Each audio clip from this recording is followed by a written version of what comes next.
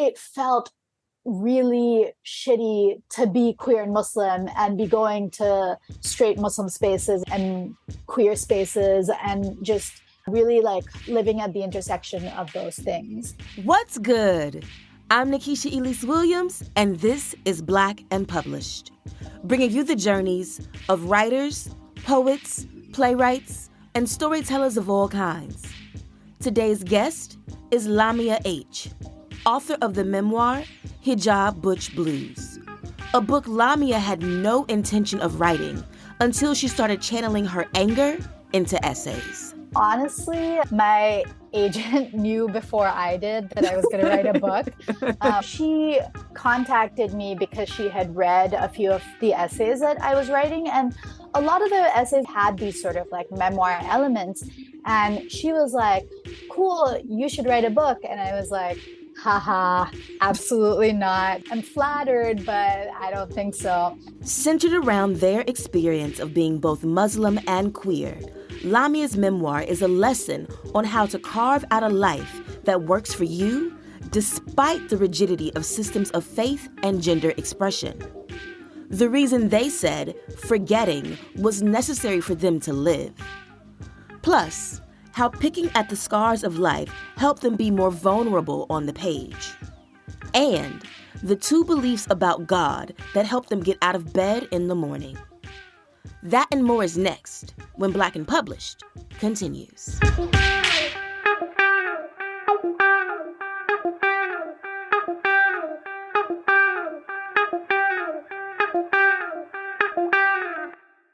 But Lamya, welcome to Black and Published. First question, when did you know that you were a writer? I feel like I have a very non-traditional path to writing. I came to writing mostly through reading. I used to read a lot, and actually I still read a lot. And to me, reading is sort of like training for writing. But I didn't really see myself as a writer until my late 20s. And I found myself sort of like telling a lot of stories to people about like things that had happened to me or like things that I was angry at. And this one time, a friend of mine was like, hey, when you tell these stories, it doesn't really do anything. Like the anger goes away and like it just sort of dissipates. But if you wrote about it, it would like be very different. It would do like a different kind of work instead of just being like the story that you tell.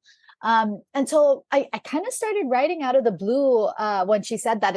It was a friend that I respected a lot. And I was like, okay, this is something that, I like know the contours of because I read so much. And also around the time that I started writing in like the mid 2010s, personal essays were really exploding. And I found myself reading a lot of those and really enjoying learning about people and identities and just like the world through essays.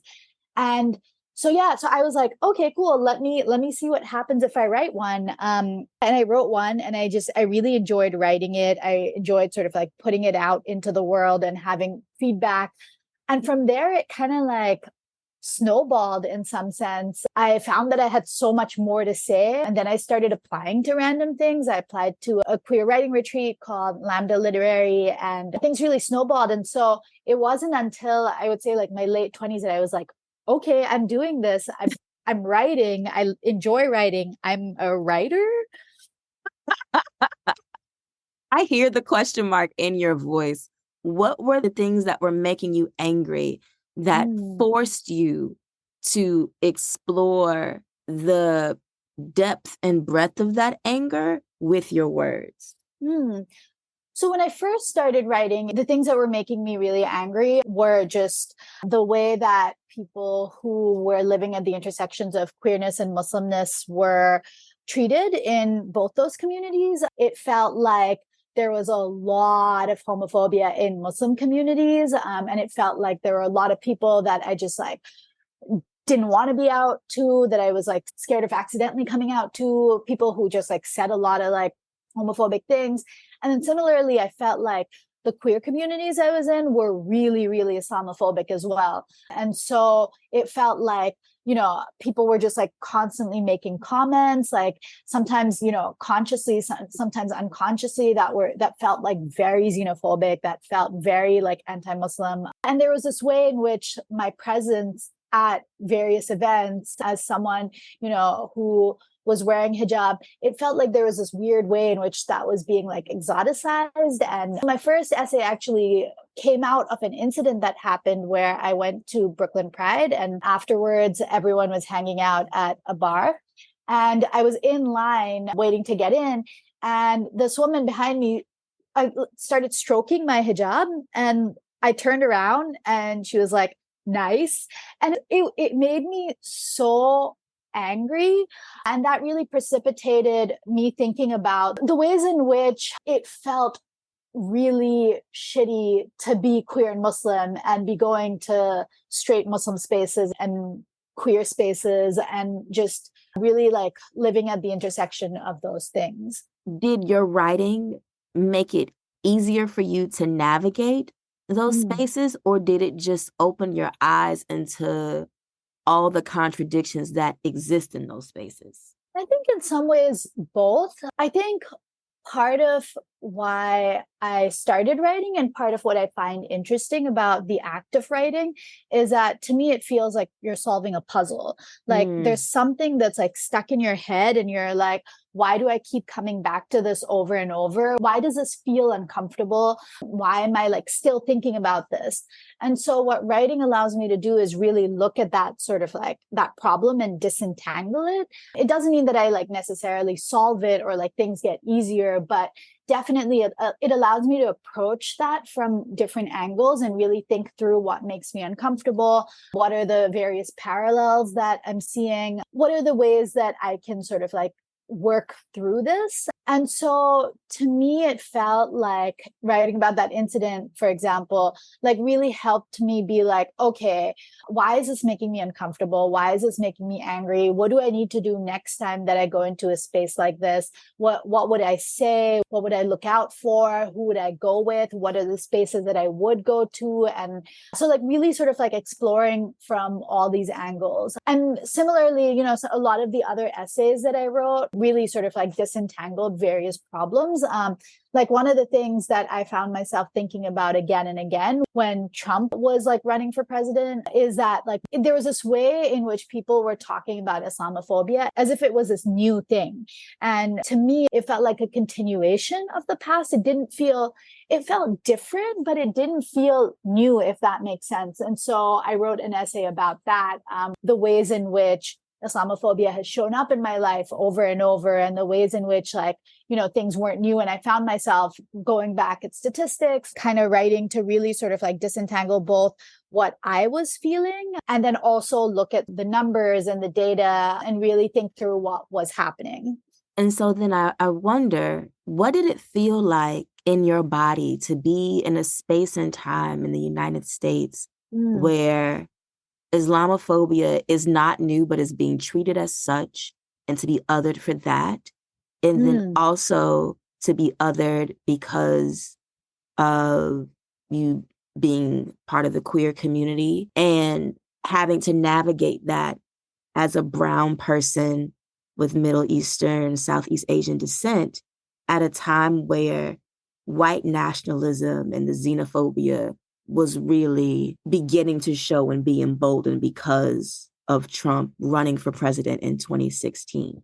I find it really hard to answer questions about feeling things in your body because I didn't even realize that you were supposed to feel things in your body until like really, really recently after a lot of therapy.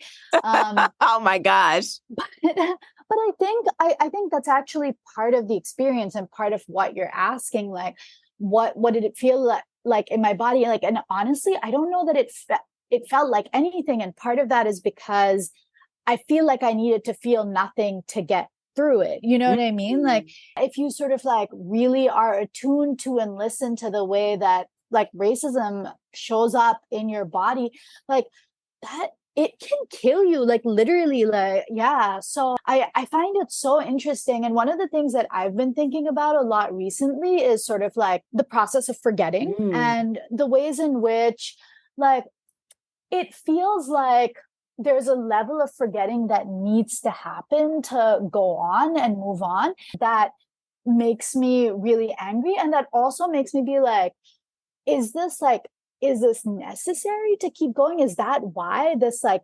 forgetting happens?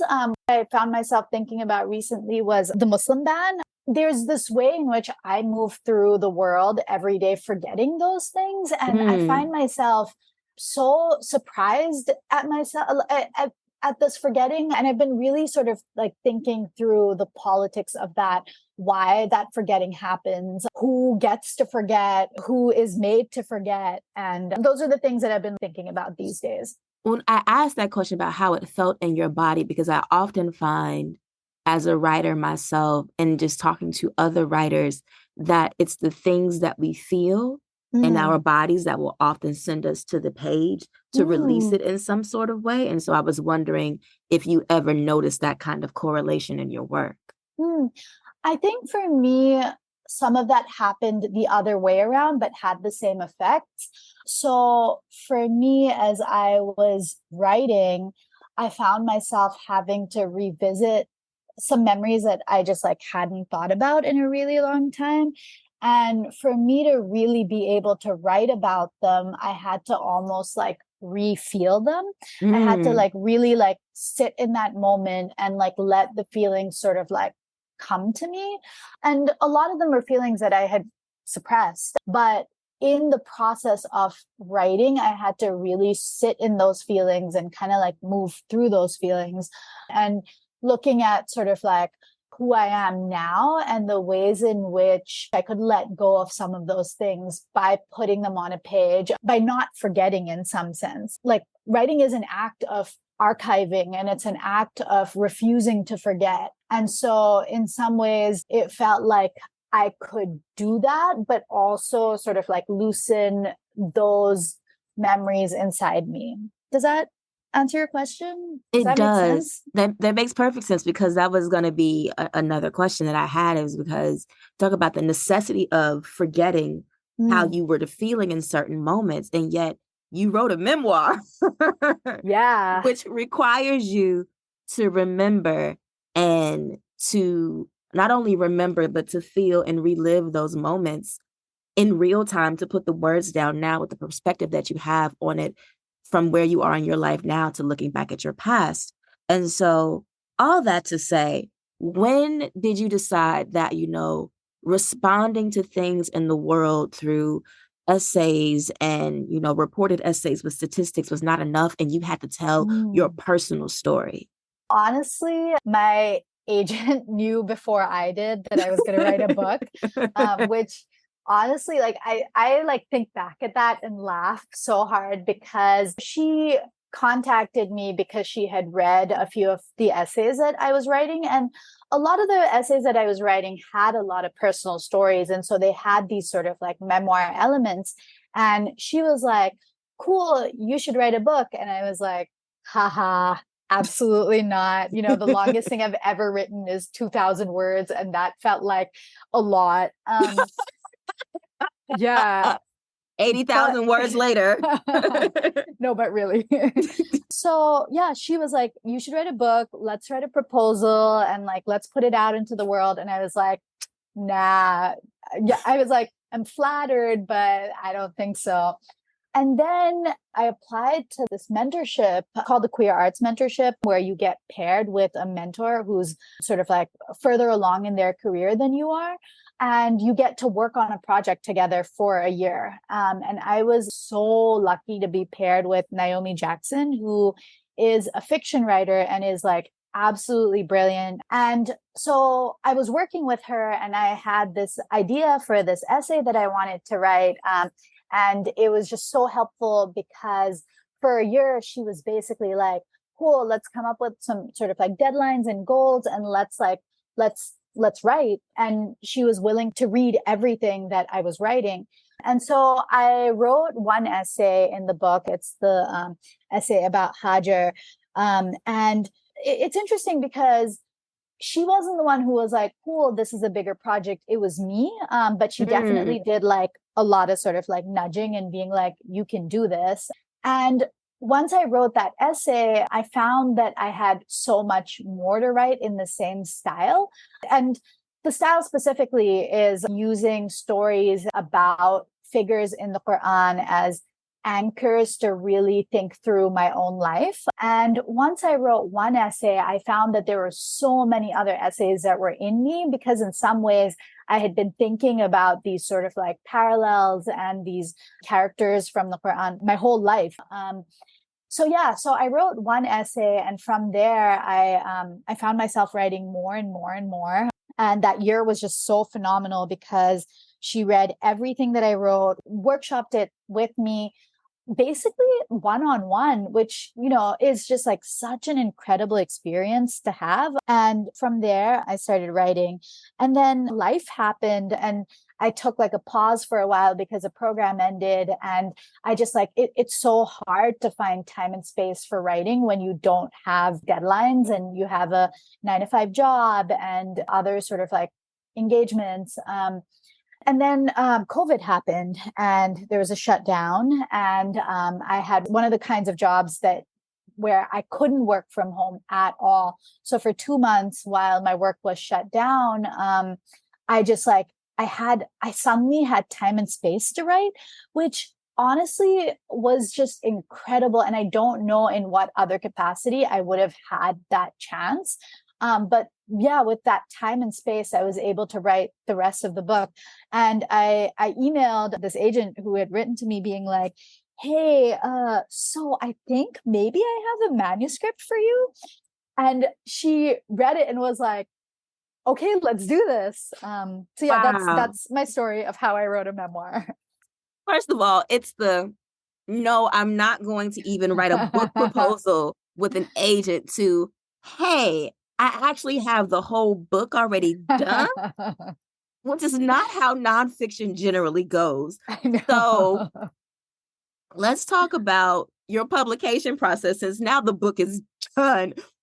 What did your agent do after they read this entire set of essays that you wrote in the COVID shutdown? Yeah. Like, what were the next steps? I mean, so first of all, she wrote back being like, I thought you were going to ghost me. I didn't think that this was going to go anywhere, but I'm so excited to read this. So that was like the best response ever. And yeah, from there, she had a few edits and a few suggestions. And then we went out on submission, which was a little tricky to navigate because I wrote this book under a pseudonym.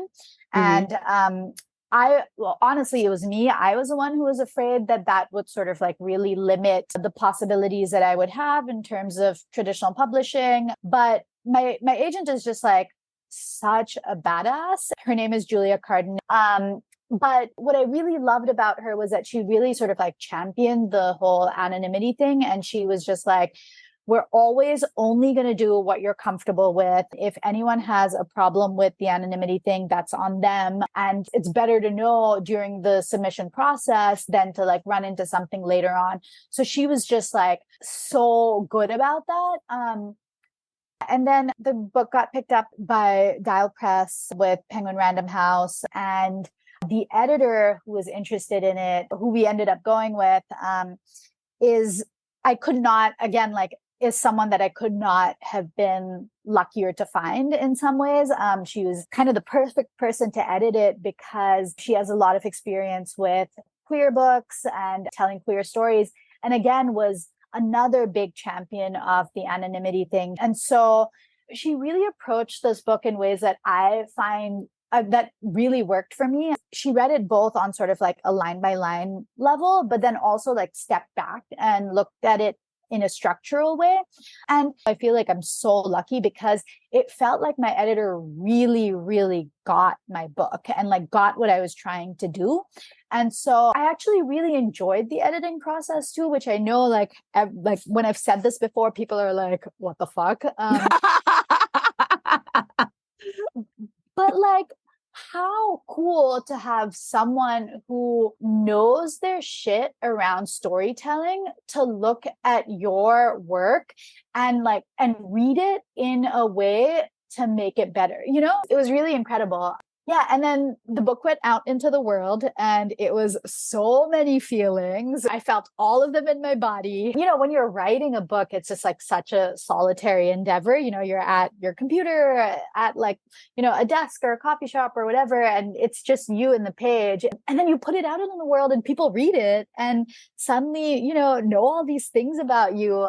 And I consider myself a really private person, which is really ironic because I wrote a memoir. Um, Yes. but that's what the process has been like. And yeah, and now here we are. Yeah. So since you brought us through that entire story, I know I'm glad to hear about your editing process. I'm in the midst of edits right now, Mm, and it's just making me dig deeper and put the puzzle pieces together, the parts that are in mm. my mind and that are not on the page. So since yours is completely done, can you read a little bit from it so then we can talk about your memoir some more? Absolutely. Lamya's book, Hijab Butch Blues, is a retelling of stories from the Quran through the narrative of a queer, brown immigrant. Exploring figures like Mariam, Musa, and Yunus, Lamya finds the parallels between themselves and the prophets that help them be honest about their devotion to Islam while also taking pride in being queer. Here's Lamya. So the chapter that I'm reading from is actually the first chapter, and it's called Maryam, which is the Islamic/Quranic name for the Virgin Mary. And in this chapter, I'm talking about being 14 and coming across Maryam's story for the first time. The part of the story when Maryam is giving birth to Isa/Jesus and is in the middle of labor and is sort of like screaming and in pain and yelling to God that she wishes she had died. So that's where I'll pick up. The week after reading about Maryam wanting to die, I look forward to the next Quran class. I'm jittery as the time approaches and eager to start walking to the language lab. As usual, my class of 22 girls whittles down to a little more than half as we wind our way through the school building to the annex on the other side of campus. The other girls are unhurried when we get there. They take their time choosing seats and chattering and settling, but I'm fast. Notebook out, pen out, headphones on, ready to start the lesson.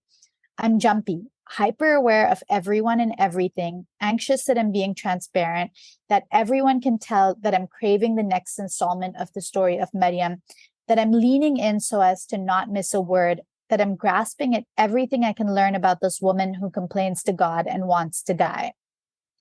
But today is a review lesson, the Quran teacher tells us, to prep for our midterm the week after. I'm devastated. I'll have to wait an entire week to know what happens next while we recap the 30 or so verses we've already read and then review the recitation, the hard words, and the English translation for our upcoming test. Someone in the front row starts reading the beginning of the surah aloud, and I sigh, slip into my usual half-listening mode. I nudge my best friend sitting next to me and ask to borrow her multicolored pens for doodling.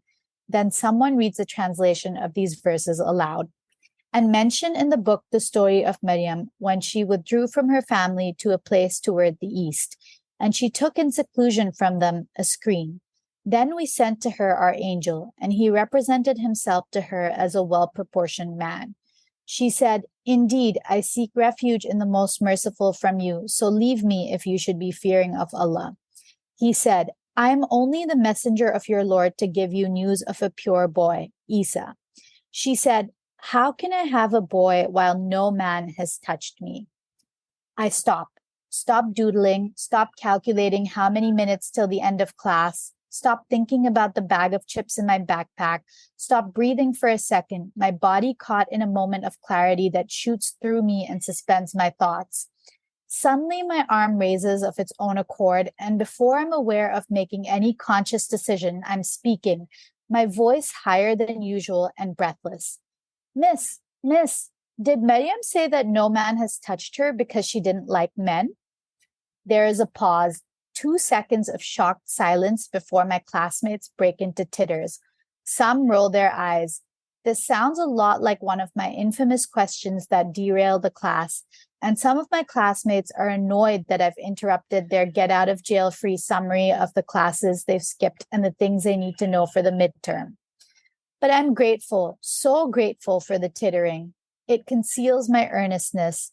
I'm grateful for my earlier antics that I get to play off this question as a moment of clowning instead of a sincere, burning desire for an answer. I need to know, is this a thing? Are there other women like me who don't like men? Who would tell a handsome, well-proportioned man angel who appeared before them to go away? Who have never been touched by men? Who don't want to be touched by men? The Quran teacher, a matronly Sudanese woman in her 60s who has always been kind to me, doesn't seem to read anything into my question, and mercifully she does not skip a beat in her answer. No, she says, it's because Maryam had taqwa. She had God consciousness in its highest state of being. It's because Maryam was pious and loved and feared God. She knew that the divine was watching her, even if no one else was around, knew that the presence of God was everywhere, even if she couldn't see God. Maryam didn't want the privacy of her situation to tempt her into doing something with this beautiful man, something God wouldn't be happy with. Isn't that an excellent lesson to learn, girls? Don't ever forget that God is watching. When you're around boys, God is always watching. When you're alone with a boy, God is watching. If it's just the two of you somewhere, then God is the third. Remember Maryam, girls. Maryam turned to God. She asked the man to go away because she had taqwa. But I know differently. Maryam is a dyke, or maybe she isn't. Who knows? Dyke isn't even part of my vocabulary at 14, and maybe I'm reading too much into the story, these few lines of a text that's been around for 1400 years. But what I do know is this: Maryam is something, somehow like me. I feel different that day after Quran class. Relieved at first, after the embarrassment dies down, after I'm done playing off the question as intentional, after I'm done receiving high fives in the hallways from my classmates for my joke. I'm relieved that no one has caught on, and I'm relieved that I'm not the only one like this. And after this relief comes elation. There are other women like me in the Quran, women who are uninterested in men, who were born wrong, living lives that are entirely out of their control. Women who rage to God no less, about wanting to die. Thank you. So you started this part one, before that section that you read, you start with saying, I am 14, the year that I want to die. And then that chapter about your revelation about Maryam ends with you, I am 14, the year I read Surah Maryam, the year I choose not to die, the year I choose to live. So coming from a place that may have been so dark that you were considering suicide, but actively trying to shrink from life, and then deciding after finding someone you could relate to in the Quran that maybe life was worth living. What were your next steps in terms of continuing to grow and as a teen, knowing that you were in this deeply religious faith and that you were different because of your identity and how you chose to sexually identify? You know, it's interesting to feel that switch from wanting to disappear and wanting to not live to the curiosity that comes with wanting to live and wanting to know what happens next. And for me, part of that was just seeing myself and seeing that it was possible to be a person that had feelings like me and still live. I find the story of Maryam to be so powerful, not just because of, this sort of like raging to God, but also because just she went through so much in terms of being born wrong. Like before she was born, while her mom was pregnant, everyone was convinced that she was going to be a boy. And so she was sort of like promised to the mosque, and then she was born a girl. And there's this whole story in the Quran where like everyone is like, wait, like what? But that sort of like sense of being born wrong, I feel like I identify with so much. And it wasn't until I saw that in the stories around me that I could really sort of like work to disentangle some of that and disentangle that from not wanting to live. So In terms of sort of like what happened next for me, I think what happened next was mostly curiosity.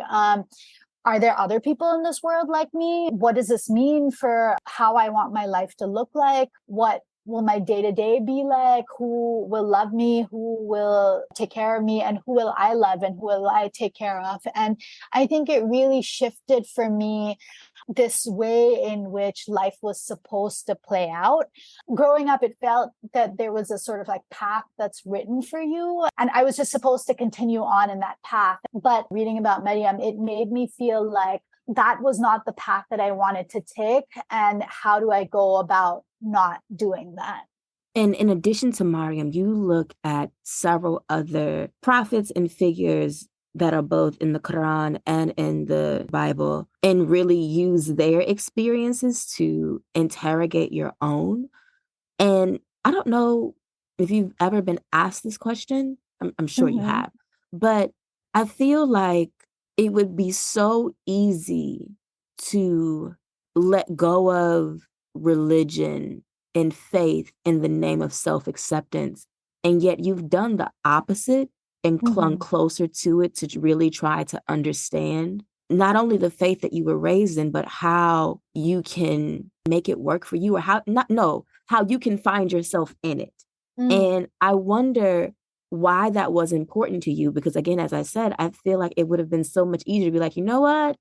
I'm not Muslim anymore. Mm-hmm. I think it comes down in some sense to this idea of justice, and that there is this sort of like justice that comes with imagining a world with a God in it.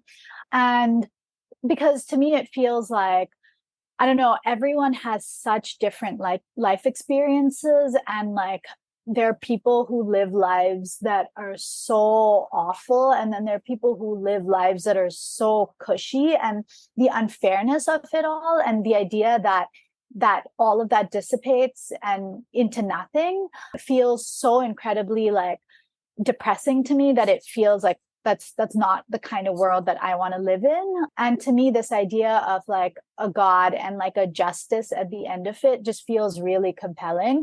And it basically gives me reason to wake up in the morning and like keep living. So I think there's this way in which it didn't feel possible for me to not be Muslim, because I find these ideas so compelling. And so then to me, it became a question of, well, how do you carve out a space for yourself within this religion that I have a lot of ethical and aesthetic appreciation for? And so I think a big part of being a person in the world for me has been figuring out what parts of this beautiful thing that I want to keep, and what parts I need to sort of like think about in more expansive terms. And, you know, it's really funny because I actually like think about this all the time in terms of queerness too, and the Mm. ways in which queerness can also be sort of like very hegemonic and very like prescriptive and very like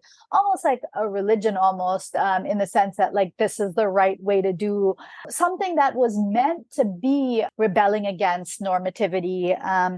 So I feel like that's a process that I've really had to figure out how to do in terms of queerness too, and in terms of taking the parts of queerness that I love deeply, the like sense of community and the sense of sort of like pushing against norms and like always interrogating things, and really like splitting it from the parts of it that I don't like, sort of like mainstream gay culture, rich gays at Pride, or like someone who will stroke your hijab as you're waiting in line.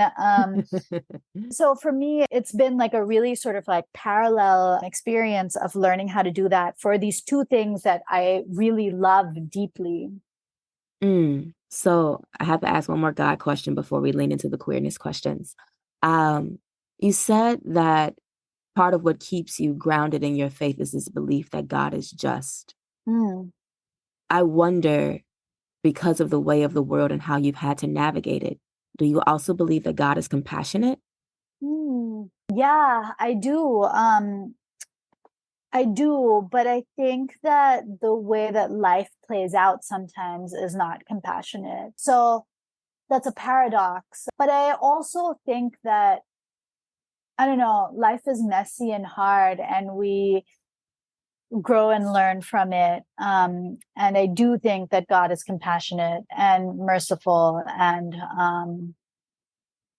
loves us. Sorry, I know it's cheesy. No, it's fine if you think if it's cheesy or not. I just think that like faith is deeply personal, and yet the book that you've written, yes, it's deeply personal, but I feel like it's even more intimate because it is so rooted both in your faith and how you identify in the world. And so exploring faith in that way opens you up to questions about faith, but also to questions about your identity and how you inhabit both worlds. Because I think for anyone on the outside, myself included, it would seem too difficult. Does that make sense? I totally hear what you're saying.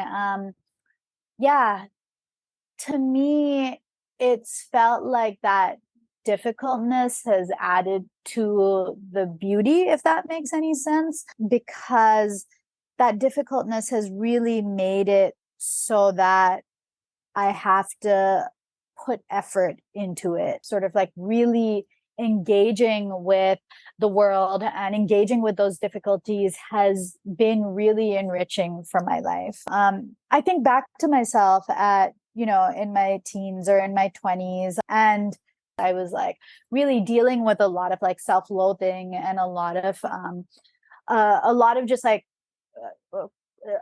criticalness of myself. But now I'm able to look back at myself and feel compassion for someone who was trying to figure things out and trying to live in ways that felt true to myself. So then you talked a little bit about the sometimes rigidity in queer spaces. Do you find that it is then even difficult to be yourself in those types of spaces because you do wear hijab and because you are Muslim and because you are devout in your faith? It's interesting because these days I wear like a scarf as hijab, maybe about like half of the time. And the other half of the time I wear like a beanie or a baseball hat or something that sort of like serves the same function, but looks different. And the ways in which I get treated in a new space based on what I'm wearing is so different. Like, I feel like this is the most cliche thing to say because it's so obvious, but like there's this way in which it's so palpable. Like you can feel the ways that people interact with you based on sort of like how you present. So I think that that's been really interesting to know and really interesting to sort of like navigate. Thinking of young queer kids coming up now and them coming to a book like yours, where you're so very honest about your youth and navigating your sexuality and your identity and your religion, what would you want them to get from what you've written? I think what I would want them to get is that no one should be telling you how to live, and you should figure it out for yourself in ways that feel best for you. I remember when I was younger, there was so much pressure to be out in a particular way. And I really had to unlearn that and really sort of like think through what worked for me and what didn't. And also I had to learn how to like push back against people who were very prescriptive and like had very strong opinions about how I should be living my life. So that's definitely one thing that I really want people to get from this book, is that no one can know your truth except for you, and no one can know or tell you how to live a life that feels authentic and that feels good. And then the other thing that I would want people to get from this book, especially younger folks, is that it's so important to build and invest in community. And in some ways, it was community that really saved me and that really taught me that I could carve out a life for myself. And so, yeah, it's really important to find community, and not just like people who are like you, but sort of like intergenerational community that is diverse in terms of race, class, age, gender, etc. Because the kind of love and the kind of intention that comes with that kind of community, that I think is like really what taught me how to be a person in the world and how to really sort of like grow and think through what I wanted out of life. Yeah. Now I want to switch to a speed round and a game before I let you go for the afternoon. So, what is your favorite book? Oh my God, but I have so many. I recently read Yellowface and I really, really loved it. Okay. Who is your favorite author?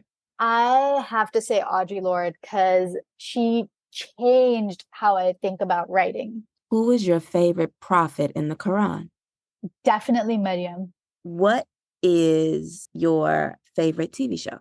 I really like Res Dogs. I'm watching that right now and I think it's so brilliant. If money were no option, where would you go? Where would you live? And what would you do?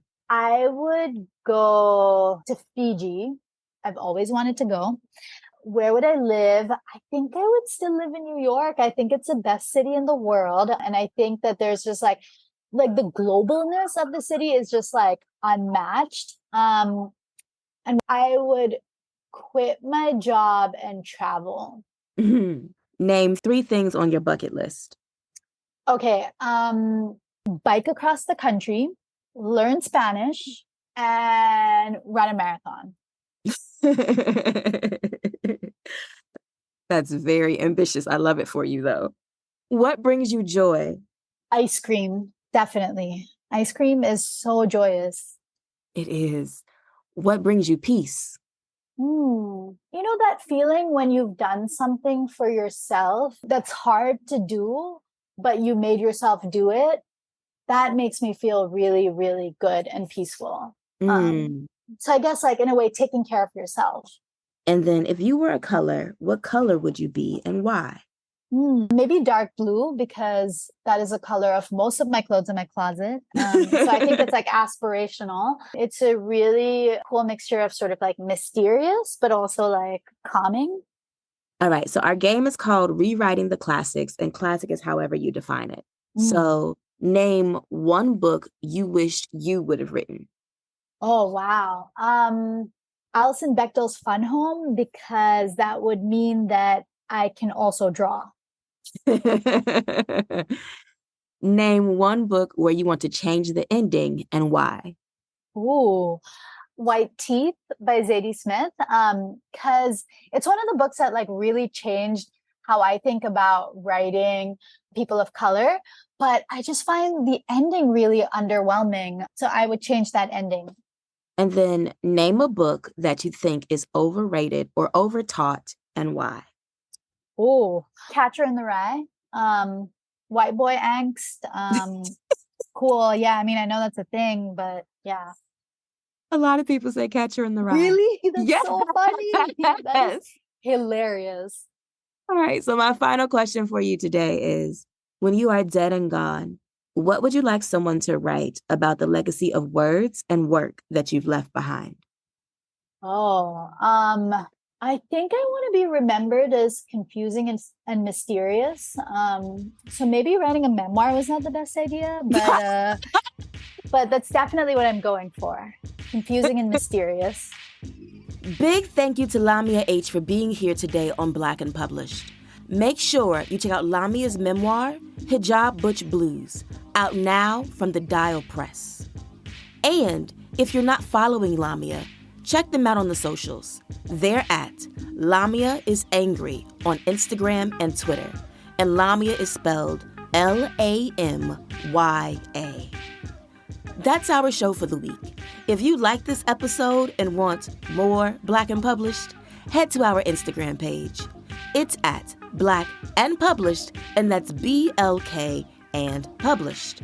There, I've posted a bonus clip from my interview with Lamya about code switching with their hijab. Make sure you check it out and let me know what you think in the comments. I'll holler at y'all next week when our guest will be Jen Baker, author of the YA novel, Forgive Me Not.